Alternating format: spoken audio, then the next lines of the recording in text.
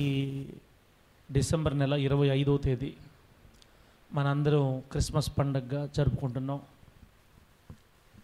ఈ క్రిస్మస్ ఆరాధనకి చేరి వచ్చినటువంటి మీకు అందరికీ న్యాయాధిపతి అయిన యేసు క్రీస్తు నామంలో హృదయపూర్వకమైన నిండు వందనాలు. అందరికీ ప్రభు మిమ్మల్ని ఆశీర్వదించునుగాక.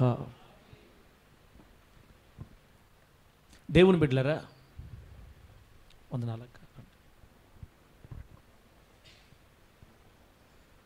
క్రిస్మస్ పండుగ అంటే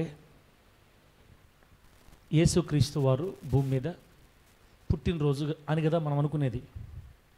చెల్లెళ్ళారా, యేసుక్రీస్తు వారు భూమి మీద పుట్టాడు కాబట్టి మనం పండుగ చేసుకుంటున్నామని అందరూ అనుకుంటున్నాం. నిజమే. అయితే ఒక్క మాట మీరు ఎప్పుడు మనసులో పెట్టుకోండి, యేసుక్రీస్తు వారు ఈరోజు పుట్టినందుకు కాదు మనం పండుగ చేసుకునేది. కొంతమంది డిసెంబర్ 25న పుట్టాడని బైబిల్లో ఎక్కడుంది? అది బైబిల్లో లేదు కదా, ఆ పండుగ మనం చేయకూడదు అని రకరకాలు మాట్లాడతారు. మనం ఈరోజు పుట్టాడని కాదు పండుగ చేసేది. యేసుక్రీస్తు వారు ఏదో ఒక రోజు భూమి మీద పుట్టడం మాత్రం జరిగింది. దేవునికి మహిమ కలుగును గాక. ప్రపంచం అంతా ఈ దినాన్ని పండుగ చేసుకుంటున్నారు కాబట్టి మనం కూడా ఆ సందర్భంలో ప్రభువుని జ్ఞాపకం చేసుకుంటున్నాం. ఖచ్చితంగా పండుగ చెయ్యాలి. చెప్పండి, ఖచ్చితంగా పండుగ చెయ్యాలి. పండగలు చేయలేనోడు ఎవరంటే దరిద్రుడు అనమాట. పండగ చేసుకోలేనోడు, చేయనోడు దరిద్రుడు. పండగలు లేవు మనకి, బైబిల్ ప్రకారం పండగలు లేవు.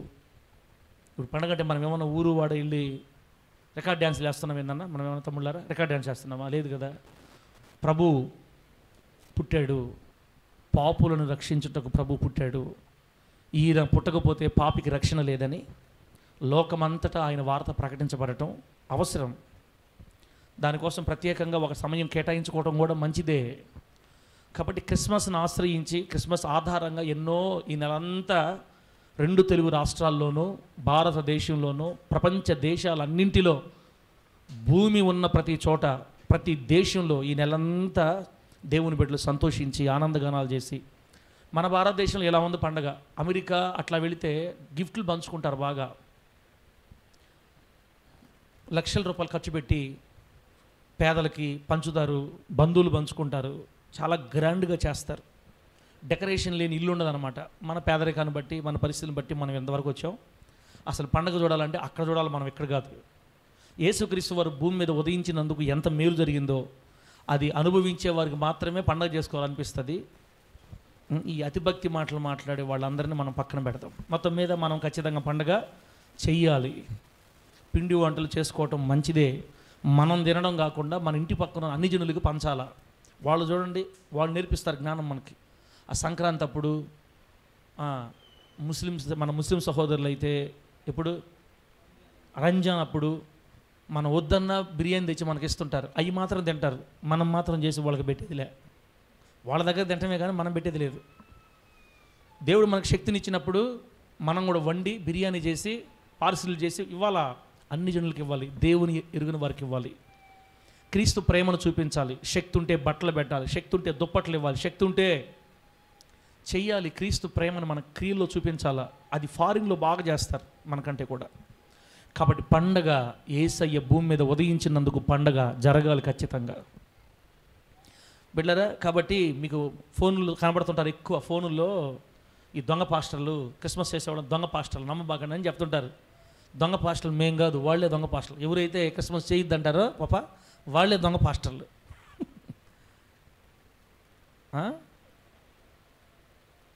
వాళ్ళు నాకు నేర్పిస్తున్నారు. ఒకప్పుడు నేను వాళ్ళలాగే ఉండే. నా సంగతి చెప్తాను వినండి. 2011 సంవత్సరం, 12వ సంవత్సరం మనం ఇక్కడ స్టార్ట్ చేసింది. 2012 సంవత్సరం నుంచి 2017 సంవత్సరం దాకా, అంటే ఇంచుమించుగా 5 సంవత్సరాలు నాకంటే మహాభక్తి చేసి ఉండరు వాళ్ళు. క్రిస్మస్ లేవు, బర్త్డే లేవు, డెత్ డే లేవు, మ్యారేజ్ డే లేవు అన్నారా? అది మామూలుగా మీకు వాక్యంలో చెప్పుంటే పోయిండేది. నేను మహాభక్తుడిని కదా, పాటల పుస్తకం వెనక ప్రింట్ చేసేవన్నీ. న్యాయాధిపతి నియమములు అని పాటల పుస్తకం వెనక వన్ అండ్ ఓన్లీ ప్రపంచ చరిత్రలో మా ఒక్కరమే నియమాలు ప్రచురించింది. ముత్తుకూరులో ఉండే వాళ్ళందరూ సుప్రసిద్ధం. మనం బాగా పీక్స్కి వెళ్ళింది భక్తి. మా డాడీ నెత్తినరు కొట్టుకునేవాడు, ఒరే ఒరే ఒరే అది కాదురా సేవ చేసే విధానం, ఒరే అట్లా కాదురా, బాయ్ రాజీ పడిపోయినోడా, నేను చేసి చూపిస్తా సేవ, నువ్వేంది తొగ్గు పెట్టుకుని వచ్చా డాడీ దగ్గర నుంచి, నేను చేసి చూపిస్తాను నీకు సేవని తొగ్గు పెట్టుకొని వచ్చా. పెద్దోళ్ళు అనుభవించి చెప్తారు, పెద్దల మాట అది. అప్పుడు మాకు ఆ ఊపు అటుండదు. ఇప్పుడు ఈ మాటలు అనేవాళ్ళని అటోళ్ళే, ఆ ఊపు ఉండేవాళ్ళు అనమాట. దెబ్బలు తగిలి మొత్తం మూతి పగిలితే లైన్లోకి వచ్చేస్తారు నాలాగా. ఈ ముత్తుకూరులోనే మమ్మల్ని ప్రేమించి ఒక మంచి కుటుంబం ఉండేది, ఉంది ఇప్పుడు కూడా. ఎంత ప్రేమిస్తారంటే, ముత్తుకూరు ప్రారంభం వచ్చినప్పుడు నమ్మకంగా దశంభాగం తెచ్చి కుటుంబాన్ని పోషించిన కుటుంబం అనమాట. అది మా కుటుంబాన్ని పోషించిన కుటుంబం. డాడీ వాళ్ళకి బాగా పరిచయం. డాడీ వాళ్ళ ద్వారా మమ్మల్ని కాస్త బాగా చూసుకునేవాళ్ళు. స్టార్టింగ్లో ప్రతి నెల ప్రార్థన పెట్టించుకొని భోజనం పెట్టి ఒక తండ్రిలాగా అనమాట, తల్లిలాగా బాబు బాబు అని పిలిచేది నన్ను. టక్కన 2012 సంవత్సరం మేము వచ్చాం కదా, 2012 డిసెంబర్ వచ్చింది, క్రిస్మస్ 25. బాబు ప్రార్థన ఉందా బాబు? ఏం ప్రార్థన ఆంటీ? క్రిస్మస్ పండుగ బాబు. క్రిస్మస్ లేదు ఏం లేదు అంటాడా ఆంటీ? క్రిస్మస్లు మా దగ్గర జాంతానాయి. జనవరి 31, జనవరి 1 జాంతానాయి. ఆరాధన లేని పండగ లేదు మనకి. ఆ తల్లి ఎంతో బాధపడిపోయింది నా మీద. నన్ను దగ్గరికి పిలిచి ఇంటికి పిలిచింది. బాబు ఒక్కొక్కరు ఒక్కొక్క ఇష్టం వచ్చినట్టు సేవ చేస్తున్నారు, నువ్వు చేసేది తప్పు అని నేను చెప్పను, కానీ మేము కోరుకునేది ఏంటంటే మేము ఇంకో మందిరికి వెళ్ళలేము.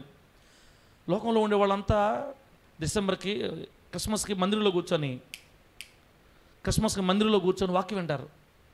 మేము ఎక్కడికి వెళ్ళాలి? అందరూ మమ్మల్ని అవమానంగా మాట్లాడతారు. మేము ఎన్ని సంవత్సరాలు దేవుని సేవిస్తున్నాం, నీకు తెలియదు, నువ్వు చిన్నోడివి, కనీసం ఆరాధన పెట్టి 2 మాటలు చెప్పు మాకు. ఇంకేం చేయబడలేదు. నెత్తి నోరు కొట్టుకుంది. ఆంటీ నేను దేవుడి దగ్గర తీర్మానం చేసుకున్నాను, క్రిస్మస్ ఏమి లేవు, నేను ఆరాధన పెట్టను. ఇంకొన్ని సలహాలు కూడా నాకు చెప్పింది ఆ ఆంటీ. లైవ్లో చెప్తాలే. మా ఆంటీ పేరు దీనమ్మ ఆంటీ అనమాట. ఏడుకొండలన్నా దీనమ్మ ఆంటీ. మన మధురానగర్ దగ్గర ఉన్నారు కదా. నన్ను తల్లిగా చాలా చెప్పింది. నేను వినకపోతే తిట్టింది కూడా నన్ను. ఎక్కడ తీసుకోపోతారే మమ్మల్ని, మీరు నరకం తీసుకోపోతారా? తిట్టింది నన్ను బాగా. నేనే తిట్టుకో, నేను అనుకుందే చేస్తా. మా డాడీ మాట ఏం నీ మాట ఎందుకంటాను నేను. అందువల్ల నాకు పగిలిన మూత ఏంటంటే ఆ నెల నుంచి మందిరం ఆగిపోయారు, చర్చికి రాకుండా. దేవుడి దయ వల్ల మందిరికి మానేశారు. అప్పుడు దాకా తింటుండేవాళ్ళమే. అప్పటి నుంచి ఎండుకున్నాం ఖచ్చితంగా. ఇప్పుడు బాధాకరం ఏంటంటే ఆ తల్లి ఏదైతే చెప్పిందో అన్నీ చేస్తున్నాం. ఇప్పుడు ఆరాధనలు పెడుతున్నాము, సువార్త క్రిస్మస్లు పెడుతున్నాము, డిసెంబర్ 31 అన్నీ జరుగుతున్నాయి. ఆ తల్లి కొన్ని చెప్పింది, ఇంకా అవి కూడా చేస్తున్నాం. ఇప్పుడు మరిపోయాం మనం. అదేదో ఫస్ట్ టైం మారుని ఉంటే కుటుంబం ఉండదా దేవుడి మా దగ్గర. ఈ అతి భక్తులకి దెబ్బలు తగలకే, అనుభవాలు లేకే ఎక్స్ట్రా మాట్లాడుతుంటారనమాట. కాబట్టి పండుగ చెయ్యాలి, ఖచ్చితంగా మనకు పండుగ అవసరం. లోకస్తులు యేసయ్య యొక్క విలువ తెలుసుకోవాలంటే పండుగ సందర్భంలోనే మనం అన్నీ చెప్పగలం బిడ్డలకి. కాబట్టి ఈ అతిభక్తి చేసేవాళ్ళు, మీరు అతిభక్తిలోకి వెళ్ళొద్దు. అతిభక్తి చేసేవాళ్ళకి దూరంగా ఉండండి. దెబ్బలు తిని చెప్తున్నా, మీ ఇష్టం. ఇంకా తర్వాత పండగ చేయాలి, కానీ అప్పులు చేసి చేసుకోకూడదు. పండగ ఏం చేసి చేసుకోకూడదు? అప్పులు చేసి అందరూ చేసుకుంటున్నారు, మనం చేసుకోకపోతే కొంచెం అవమానంగా ఉంటుంది. ఆ నలుగురిలో మన పిల్లలకు బట్టలు లేకపోయినా, మనకు బట్టలు లేకపోయినా అవమానంగా ఉంటుంది అని అందరి కోసం మనం అప్పులు చేసి బట్టలు తెచ్చుకోకూడదు. దేవుడిస్తే చేసుకోవాలి. దానికోసం ప్రత్యేకంగా 2-3 నెలలు జాగ్రత్త పడి చేసుకోవాలి. ఒకవేళ లేదా వదిలే, ఏం కొత్త బట్టలు వేసుకొని వస్తేనే దేవుడు ఆశీర్వదిస్తాడు, కొత్త బట్టలు వేసుకోకపోతే అవమానం. ఏం అవమానం? మనకు దేవుడు ఇవ్వాలి, దేవుడు ఇస్తేనే మనం చెయ్యాలి. అంతేగాని వాళ్ళకి వీళ్ళ కోసం ప్రిస్టేజ్కి పోయి అప్పులు పాలయ్యారా, ఆ తర్వాత మీరే ఏడుస్తారు. 4 సంవత్సరాల తర్వాత ఇప్పుడు వేసుకున్న కొత్త బట్టలు నేను ఈ సంవత్సరం, మీరు గమనించారు లేదు, కానీ ఇప్పటికి 4 సంవత్సరాల ముందు నేను బట్టలు కొనుక్కోవాలా. పిల్లలకి లేదు, నాకు లేవు బట్టలు. డబ్బులు దేవుడి సహాయం చేయలేదని ఏమి సిగ్గుపడదామా? ఏమి సహాయం చేయకపోతే ఆయన ఇస్తే స్తోత్రం, ఈగిపోయినా స్తోత్రం. ఈ సంవత్సరం దేవుడు కృప చూపాడు, వేసుకొని వచ్చా. జనవరి కూడా కుట్టించుకున్నా, వేసుకుంటా. వచ్చే సంవత్సరం వేయలేదు, వేసుకోను, ఏం ఇబ్బంది అండి? యేసయ్య మన హృదయాల్లో పుట్టినందుకు ధనిలు. మనం ఆమె చెప్పండి గట్టిగా. ఆయన భూమి మీద పుట్టినా పుట్టాల్సింది మన హృదయంలో కదా. ఆయన మన హృదయంలో పుట్టాడు, రక్షించబడ్డాం, ఆయన రక్తంలో కడగబడ్డాం, పాపం నుంచి విడుదల పొందాం, విగ్రహారాధన దుష్టత్వం నుండి వేరైపోయాం, ఇప్పుడు ఆయన సంతానం, ఆయన ముద్ర వేయబడ్డాం, ఎప్పుడు కన్ను మూసినా పరలోకం వెళ్ళిపోతాం అంతే. ఈ ఆనందంతో మనం బతుకుతున్నాం. ఇక బట్టలు ఇస్తే ఏంటి, ఆహారం బిర్యానీ వండితే ఏంటి, వండకపోతే ఏంటి, అట్లాగని దేవుడు ఇచ్చినా కూడా పిసినార్తనంతో ఉండమని కదా నేను చెప్పేది. ఇస్తే గ్రాండ్గా చేయాలన్న అసలు ఆ బిడ్డలు చూస్తే నాకు ఎంత ఆనందంగా ఉందంటే, అబ్బబ్బా నా మనవరాళ్ళని చూస్తే ఇది కదా నేను కోరుకుంది, ఎంత ఆనందంగా ఉందంటే ఇను మనవరాల ఇను ఎంత ఆనందంగా ఉంది. రాబోయే రోజుల్లో మనకు అందరికి దేవుడు అలా ఇస్తాడు. ఎందుకో ఈ సంవత్సరం అంత కళకళగా ఉన్నారు, పోయిన సంవత్సరం అంతా ఇబ్బందులు లేరు, కళకళగా ఉన్నారు. రెండోది ఏంటంటే దేవుడు ఏమంటారు దాన్ని, తూర్పారబట్టి గట్టి గింజలు పెట్టేశాడు ఇక్కడ. ఇప్పుడున్న వాళ్ళందరూ గట్టి గింజలే, ఇంకే ఇబ్బంది లేదు మనకి. కాస్త అటు ఇటుగా ఉండేవాళ్ళు నా వల్లేలే, నేను కూడా వాళ్ళకి కొంచెం బాగా గాయపెట్టాను. నా బాధ అంతా ఏంటంటే 2012 సంవత్సరంలో సేవకు వస్తే 2020 దాకా నేర్చుకోవడం జరిపింది నాకు. మా నాన్న చెప్తే నేను లేదన్నా, ఒరే సేవ అలా కాదు, ప్రేమతో కట్టాలి, కోపం ఉండకూడదు, జాగ్రత్తగా ఉండాలి, ఎట్లా పడితే అట్లా మాట్లాడకూడదు వాక్యంలో, అది దేవుని వాక్కు, జీవ వాక్కు, మాటలో కోపం రాకూడదు. ఎన్నిసార్లు చెప్పినా ఏం నోర్మే నీకేం తెలుసు, ఓడిపోయినోడా అన్న ఒకసారి అయితే. ఆయన ఓడిపోవాలా, నేను ఓడిపోయా లాస్ట్కి. ఇప్పుడు 8 సంవత్సరాలు వేస్ట్ అయిపోయింది, కొత్త సేవలాగా అయింది. మళ్ళా పర్లేదులే, ఇప్పటికైనా నేర్పించాడు దేవుడు నాకు. దేవునికి మహిమ కలుగును గాక. నేను నేర్చుకొని చెప్తున్నాను రా తండ్రులారా, కొత్త సేవకులారా, ఆగండి, ఆపు, నీ ఊపు ఆపు, నేర్చుకో, ప్రేమతో చేయి సేవ, ప్రేమతో కట్టుకో. ఇశ్రాయేల్ అన్న కలర్ బట్టలు వేసుకున్నాడు, మరి ఓడిపోయాడు. ఒరే నాయన మీకు తెలియదు, మీకు తర్వాత ముందున్న ముసలి పండుగ, ఇప్పుడేం తెలుసు, సేవ అంటే మనం అనుకున్నంత ఈజీగా ఉండదు. యేసుక్రీస్తు వారు ఎలా చేశారో అలా చేయాలి సేవ. వీళ్ళు ఎటుంటారంటే ఉన్నదన్నట్టు చెప్పాలా, గుండె అసలు వాక్యం చెప్తే కింద పగిలిపోవాలా. ఏంది పగిలిపోతే, పగిలిపోతే 2వ వారు చర్చికి రారు. అర్థమవుతానా, అంతే కదా జరిగేది. పగిలిపోతే 2వ వారు చర్చికి రారు. ఇక్కడ అట్లా ఎంతో మందిలోంచి వెళ్ళిపోయారు, అనుభవించి కదా నేను చెప్తున్నాను. ఇప్పుడు దేవుడు మనల్ని మనుషులు మార్చమని పంపించాడా, మనుషులు పంపించమని పంపించాడా, వెలగొట్టమని పంపించాడా, ఆకర్షించమని పంపించాడా? సేవకు పిలిచింది ఆకర్షించమని. దేవుడు పంపిన వాళ్ళు బాగొట్టి పో, వెళ్ళిపో మా చర్చ నుంచి వెళ్ళిపో. కితూరమ్మని టార్గెట్ చేసి ఆదివారం వాక్యం చెప్పేదానా, కితూరమ్మ సెకండ్ వీక్ వెళ్ళో, వచ్చిన వాళ్ళందరూ బుల్లెట్లు పేల్చడం పంపించడం, బుల్లెట్లు పేల్చడం పంపించడం. చెప్పాడు, ఎప్పుడో చెప్పాడు మా డాడీ, ఒరే జాగ్రత్త రా నాయన, భలే ఊపులో ఉన్నవరా నువ్వు, దేవుడి దయ వల్ల తింటున్నానంటే దేవుడి దయ నిజం చెప్పాలంటే. కాబట్టి పండగలు చేయకూడదు, బంగారం వేసుకోకూడదు, బంగారం వేసుకున్న వాళ్ళు చర్చికి రానియకూడదు. అవి కూడా రాశాను, అయ్యో బంగారం ఉంగరాలు పెట్టుకుని చర్చికి అసలు రాకూడదు. నేను దేవుడిని, దేవుడు ఆయన కాదు. నేను న్యాయాధిపతి చర్చికి రావాలంటే బంగారం ఉండకూడదు, అసలు బంగారం తీసేయి, తెల్ల బట్టలు ఉంటేనే చర్చిలోకి రావాలా. బర్త్డే మీటింగ్లు అన్నారంటే రాబాకండి చర్చికి, నిషిద్ధం. అబ్బో ఇదేదో నేను ఓనర్ అయినట్టు, ఈ చర్చికి నిషిద్ధం. దేవుడు బాగా చూశాడు, నిషిద్ధం, ఎవరు రాకూడదు, అందరూ కావాలనుకుంటే వెళ్ళిపోండి, వద్దనుకుంటే రండి. దేవుడు అన్నాడు, వెళ్ళిపోమంటారా, అందరూ పంపించాడు. అంతే 50 మంది ఉండేవాళ్ళు 5 మంది అయ్యారు. దేవుడికి స్తోత్రం కలుగును గాక. అప్పుడు వచ్చిన కళ్ళు పైకి, నువ్వే వద్దన్నావు కదరా, వెళ్ళిపోమన్నావు కదా, అందరూ వెళ్ళిపోయారు. ఇప్పుడు దేవుడి దయ వల్ల మళ్ళా కృప చూపి వీళ్ళందరూ కూడా ఆ బోధలో ఉన్నోళ్లే, కాకపోతే దేవుడు నిలబెట్టాడన్నా. మందవిన్నా వీళ్ళందరూ ఆ బోధలో ఉన్నోళ్లే, కాస్త దేవుడు నిలబెట్టాడని, లేకపోతే వీళ్ళు కూడా వెళ్ళు. యేసయ్య ప్రేమతో కట్టాడు సేవ. దేవుని మహిమ కలుగును గాక. ప్రేమ మరణము కంటే బలమైనది. దేనికంటేనా, మరణం కంటే బలమైంది. మరణాన్ని సైతం జయించగలిగినంత శక్తి ఉంది ప్రేమకి. ప్రేమతో చేయాలి. పండగలు చేయకూడదని చెప్పకూడదు, ఎందుకు చేయకూడదు వివరించు, ప్రేమతో వివరించు. ఇప్పుడు ఇక్కడేం మనం రికార్డ్ డాన్స్ చేసామని, ఇప్పుడు ఏమన్నా మనం ఏమన్నా ఇల్లీగల్ కార్యాలు చేసామా? దేవుని మనం కనపరుస్తున్నాం, దేవుని వాక్యాలు వింటున్నాం కదా. ఎందుకు చెప్పించాడు దేవుడు నాకు తెలియదు, అసలు మన సందర్భం కాదు ఇది. 15 నిమిషాలు అయిపోయింది. ఈరోజు ఒక 15 నిమిషాలు చెప్పేసి ఆపేసుకుందాం. దేవుడు బిడ్డలు ఈ డెకరేషన్ చూస్తుంటే చాలా ఆనందంగా, ఇంచుమించుగా ఈ డెకరేషన్ చేసి 5-6 సంవత్సరాలు నేను చర్చిలో. నాకు తెలుసు, నువ్వు దర్శిస్తేనే ఇక నేను రూపాయి ఖర్చు పెట్టను ప్రభు, నా దగ్గర ఉంటే కదా ఖర్చు పెట్టేదానికి. నేను లైటింగ్ వేయించను, ఏం వేయించను, నన్ను లేవనెత్తలుచుకుంటే నువ్వే లేవనెత్తు, నువ్వు లేవనెత్తేవని నా కళతో నేను చూడాలా అని ప్రార్థన చేసుకుంటూ ఉండేవాడిని. అసలు ఆశ్చర్యం. గూగుల్లో కొట్టినా కూడా జాషువా ఎక్కడా అంటే నాకు కూడా కనపట్లేదు అని చెప్పేది. గూగుల్ చర్చిలో కనపడేవాడు కాదు. గూగుల్ కూడా నాకు తెలియదని చెప్పింది. నేను ఇంక అనుకున్నా, ఇంకా జాషువా అని పేరు పెట్టాను. ఆ బిడ్డ దేవుని కంటే ఎక్కువ లోకాన్ని ప్రేమించినట్టున్నాడు, నేనేం చేసేదయ్యా అని ప్రార్థన చేస్తున్నాను ఆ బిడ్డ గురించి. నేనైతే ఇంకా నమ్మకం పెట్టేసుకున్నా, దేవుని కంటే లోకమే ముఖ్యం అనుకున్నాడు. ఆ బిడ్డ ఏం చేస్తా అకస్మాత్తుగా ఫోన్ చేశాడు. అన్న సార్ ప్రజలాడు సార్, జాషువా బిడ్డ నేను గుర్తొచ్చానా నీకు? సార్ ప్రజలాడు సార్ లాస్ట్కి సార్ మందిరం లైటింగ్ వేయించాలనుకుంటాను. పోయిన సంవత్సరం చాలా బాధ వేసింది నాకు మందిరం అట్లా ఉంటే. లైటింగ్ అనగానే నాకు కూడా ఊపిరి పీల్చుకున్నా. దేవుడు దర్శించినట్టు, దేవుడు తాకినట్టున్నాడు, మరలా సేవను జ్ఞాపకం చేసుకున్నట్టున్నాడు. మంచి తల్లే. కానీ ఇంత సంతోషంగా ఈ వాతావరణం చూస్తుంటే మరలా దేవుని దయ మన మీదకి వచ్చింది. ఇక సంవత్సరం ముందుకు వెళ్తుంది కానీ వెనక్కి వెళ్తాను అనుకుంటున్నాను నేను. ఆమె చెప్పండి గట్టిగా హల్లెలూయా. బిడ్డలే రావాలి ముందుకి. నేను దేవుడితో తీర్మానం అదే, నాకు ప్రభువే చేయాలి, ఏం చేసినా ప్రభువే చేయాలి. ఈ అంతా జరిగించిన బిడ్డ కుటుంబాన్ని దేవుడు సమృద్ధిగా ఆశీర్వదించును గాక. ప్రభు కోసం ఎంత ఖర్చు పెట్టాడో అంత రెట్టింపు ప్రతిఫలం బిడ్డకు దేవుడు ఇస్తారు ఖచ్చితంగా. ఆయన మందిరం కోసం ఖర్చు పెట్టింది ఎప్పుడు వ్యర్థం కాదు. ఈరోజు జరిగేదంతా దేవుడు బిడ్డను వాడుకున్నాడు. దేవుడు ఆ బిడ్డ కుటుంబాన్ని సర్వసమృద్ధితో దీవించి కుటుంబంలో సమాధానం కలుగు చేసి ఆ బిడ్డని అన్ని విధాలుగా విస్తరింపజేసి క్రిస్మస్ ఆశీర్వాదాలతో నింపును గాక. గట్టిగా చెప్పండి హల్లెలూయా.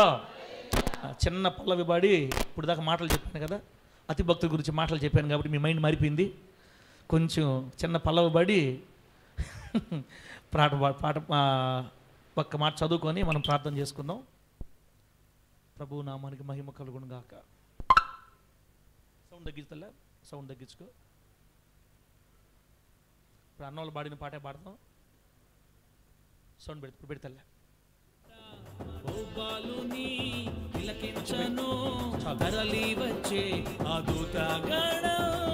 చప్పలు కొట్టండి. సర్వ పాప పరిహారిగా భూలోకాన్ని దిగి వచ్చిన దేవునికి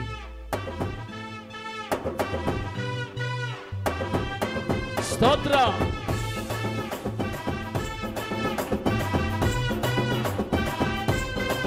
చప్పలు గట్టిగా.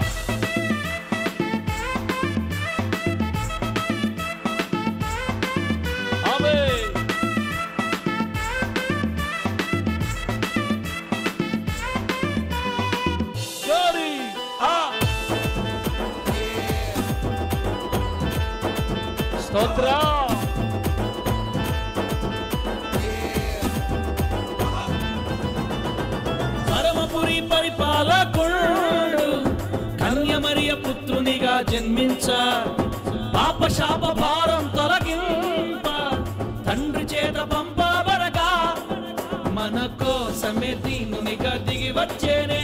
మహాఘనతలో మనకు ఇచ్చేందుకే పశుల పాకలో మన కొరకు పవళించేనే. పూల బాటలో మనలను నడిపించుటకే ఆరు చీకట్లనే వడివడిగా తరుమగా మన బ్రతుకులు నూతనమాయే. సంబరాలు సంబరాలు రో అంబరాన్ని తాకేలా ఈ పుడమే పావనమాయే. రక్షకుని పాద స్పర్శతో సంబరాలు సంబరాలు రో ఆ అంబరాన్ని తాకేలా పండగ రక్షకుని పాద స్పర్శతో ఆకాశాన తారలన్నీయు కలిసి పాడేనే ఓ కొత్త పాట. ఓ బాలుని తిలకించను తరలి వచ్చే అద్భుత గణం.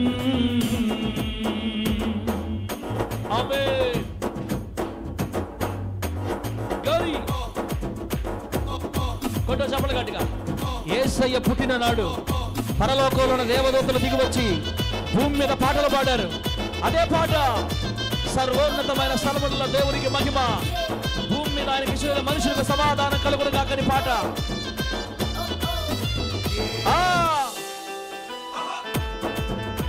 దేవునికి స్తోత్రం. సైలెంట్ లో పెట్టాలి తుమ్మదన్న చర్చిలో కొను. సర్వలోక పరిపాలకుడు నరులతో సహవాసముకై తెంచ అక్షయ రాజ్యమును చేర్చ మహిమనంత వీడి వచ్చగా దారి తప్పిన మనలను వెనక వచ్చనే.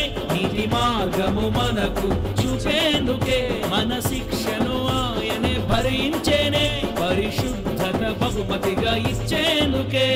మన చీకటి బ్రతుకులే రక్షకుని రాకతో కృప ద్వారా వైభవమాయే.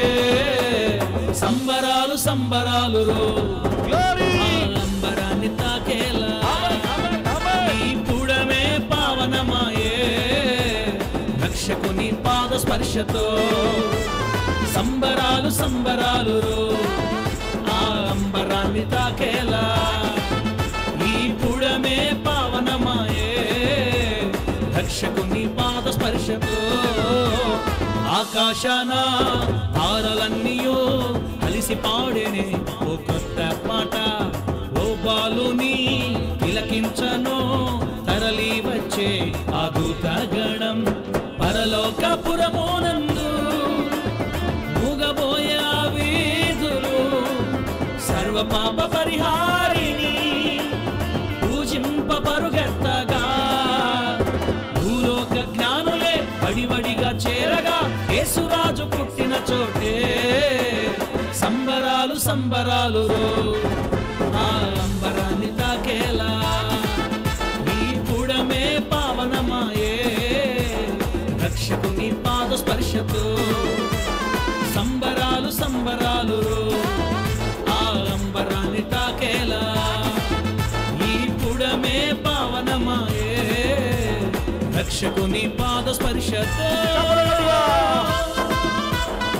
Happy happy Christmas, merry merry Christmas, happy happy Christmas, merry happy Christmas, happy merry Christmas. యేసయ్యా నువ్వు రాకపోతే నేను అయిపోయిండేవాడిని. నీ దయ వల్ల, నీ రాక వల్ల. హల్లెలూయా. అందరూ ఒకసారి చెప్పండి. హవిలో చెప్తుంది హ్యాపీ హ్యాపీ చెప్పలే డాడీ నువ్వు అని.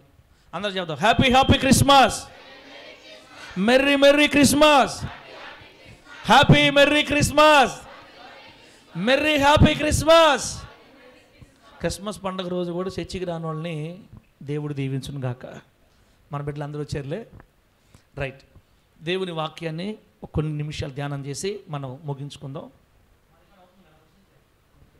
మత్తయి సువార్త 2వ అధ్యాయం, మత్తయి సువార్త 2వ అధ్యాయం 1వ వచనాన్ని నేను చదువుతున్నాను, ఆలకించండి.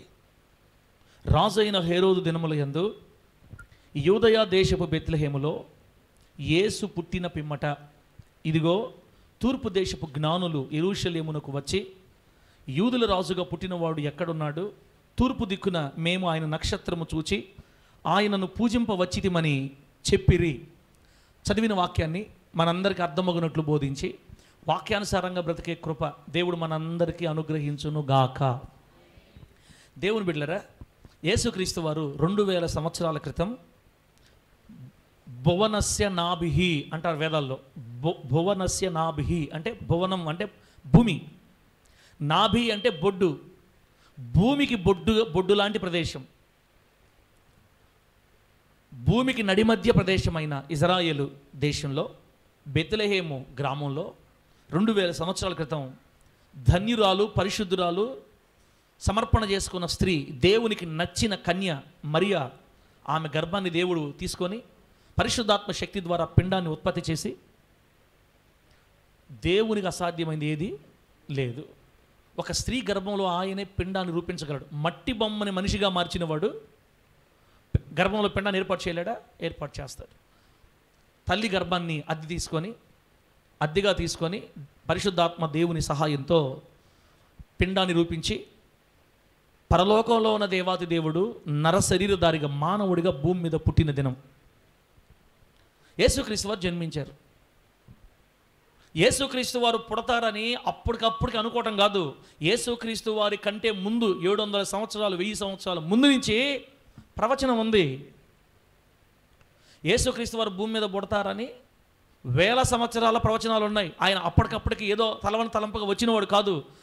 యేసుక్రీస్తు వారు భూమి మీదకి రావాలన్నది భూమి మీద మొదటి మానవుడు పుట్టినప్పుడే దేవుడు చెప్పాడు. మొదటి మానవుడు ఎవరు? ఆదాము. ఆదాము పాపం చేసి దేవుడు తినవద్దని చెప్పి పండు తిని దేవునికి బాధ కలిగించి దేవునికి వ్యతిరేకంగా మారి